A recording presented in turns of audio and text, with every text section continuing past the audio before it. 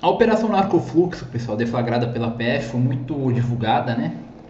Pelas mídias, pelas redes sociais, até nas televisões, sobre as prisões dos MCs e influenciadores. O ponto que eu quero trazer aqui não é jurídico, tá? Eu sou um profundo admirador, escrevi um livro, né, sobre o Tribunal do Júri com base, né, inclusive eu chamo de ensaio porque eu utilizo a teoria do Girard para explicar o fenômeno do júri. E essa mesma teoria é o que eu quero utilizar agora para estar explicando esse processo penal em cima desses sujeitos, né, que estão presos. O Girard, pessoal, faleceu, né, em 2007. Ele é francês, nascido em Avignon, mas ele desenvolveu toda a sua teoria, sua carreira nos Estados Unidos, né, após a fuga, né, da Europa em razão do nazismo, né. E Girard, ao ler ali literários, né, da literatura consagrados como Dostoiévski, Proust, Cervantes, enfim, ele desenvolveu a teoria dele do desejo mimético. Posteriormente, ele também desenvolve a teoria do bode expiatório. São essas duas teorias aqui que elas se aplicam fundamentalmente ao caso aí dos MCs. Por quê, pessoal? Nessa ordem dessas ideias, o que é o desejo mimético desenvolvido pelo Girard? Para o Girard, nós somos animais que imitamos. Nossos desejos, eles não são nossos autênticos, porém, nós desejamos aos olhos dos outros. E a partir de desejar aos olhos dos outros, como somos sujeitos desejantes, nós acabamos imitando. E aí ele desenvolve que nós desejamos aos olhos do outro, uma relação triangular. Existe aquele que deseja, existe o modelo, ou seja, você deseja o que o modelo deseja, e se o modelo deseja alguma coisa, ele deseja um objeto. Né? Então temos essa relação triangular. Sujeito desejante, modelo e objeto. E o modelo e o sujeito desejante, eles podem desejar o mesmo objeto. Que no caso aqui dos MCs eu entendo como uma disputa judicial. A disputa entre acusação e defesa, a acusação aqui dividida entre a Polícia Federal e o Ministério Público, e a defesa mesmo, né, dos acusados ali, investigados. Tá? Então, isso cria um conflito de, inclusive, holofotes. É engraçado que quando eles foram soltos na decisão do STJ, a polícia imediatamente já representou. Por que não representou pela garantia da ordem pública logo no início lá? Já que a ordem pública já deveria ser assegurada. Não, esperou nem 3, 4 dias, foi muito rápido. E já pediu a prisão preventiva pela ordem pública, para resguardar o clamor público. E aí o Poder Judiciário lá novamente decretou a prisão. O fato é que após a prisão já havia um julgamento, a multidão já havia decretado se eles eram condenados ou não. O processo persecutório não estava já iniciado ali nas investigações, não, já estava latente nas próprias redes sociais. Ou seja, o fogo de palha, a pólvora, desencadeou todo o processo persecutório. Você podia dizer, olá, eu sabia o que estava acontecendo, esse dinheiro não pode ter vindo das músicas só, porque nós sabemos, né, que historicamente o funk na classe média e nas classes mais altas, mais abastadas, ele está historicamente associado à estética da criminalidade, né? Aqueles funks proibidões, de MCs mais antigos e tal. Então o funk sempre esteve atrelado a isso historicamente. Então quando ocorre tais situações, hoje o funk está mais nesse funk mais ostentação, né, de carros de luxo, joias, enfim.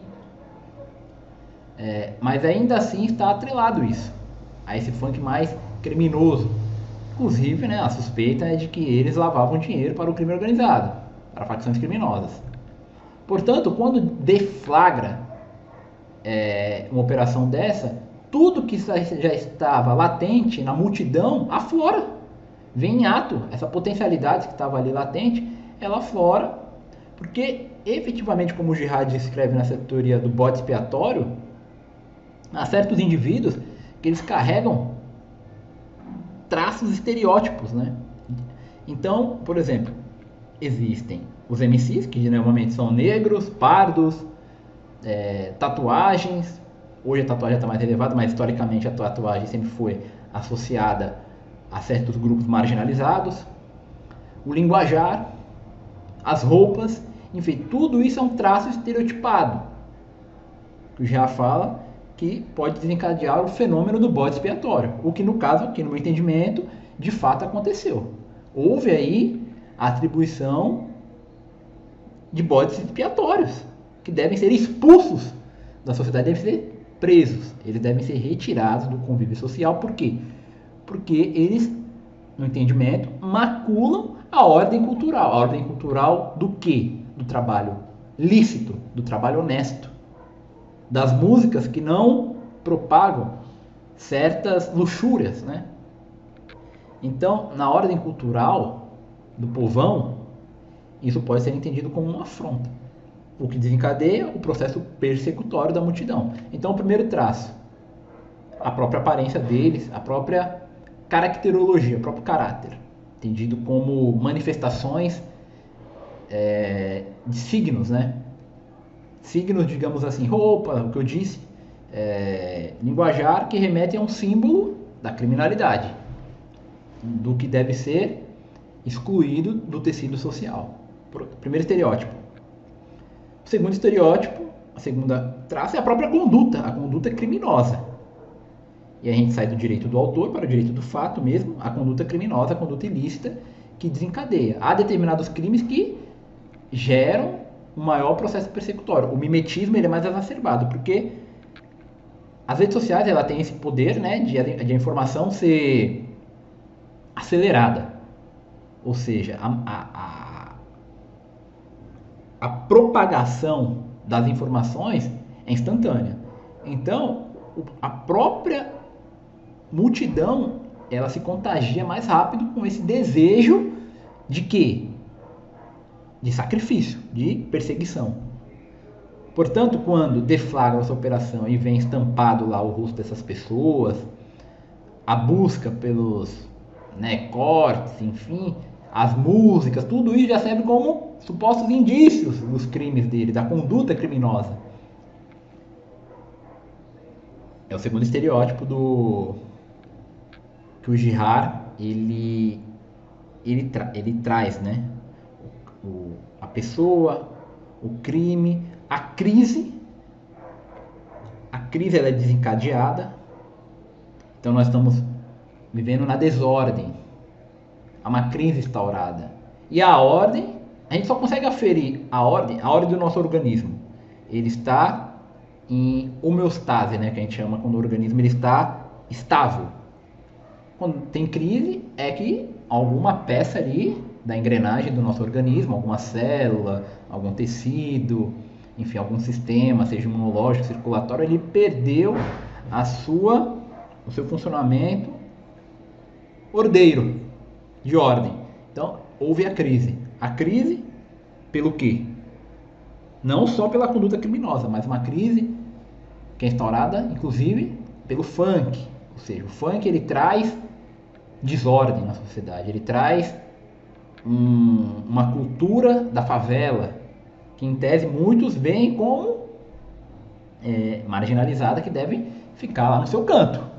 Não podem chegar em condomínios de luxo, que nem esses MCs eles chegam, certas marcas que são apropriadas, como a Lacoste, enfim, que tem um debate. Então tudo isso gera no tecido cultural uma crise. E essa crise, essa desordem, ela deve ser restabelecida através do quê? Da ordem, do sacrifício do bode expiatório. O bode expiatório, para quem não sabe, ali ele é trazido pelo Girard na leitura no Velho Testamento do livro do Levítico, né, que existia ali o bode que era expulso para o deserto de Azazel. E naquele bode, ao ser expulso pelo sumo sacerdote, ele carregava todos os males da comunidade, ou seja, para trazer a paz, o retorno da ordem.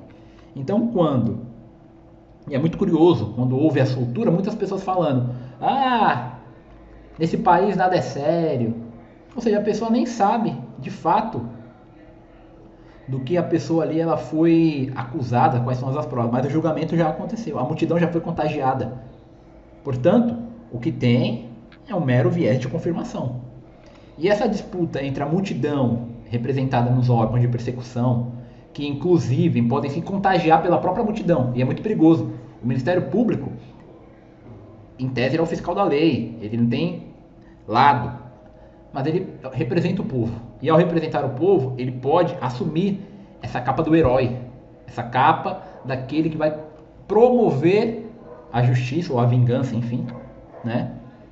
Eu tenho o entendimento de que a própria justiça se relaciona à vingança, fez justiça com as próprias mãos, né? Nós temos esse ditado, então a vingança é retirada das mãos do particular e dado para o Estado fazê-la.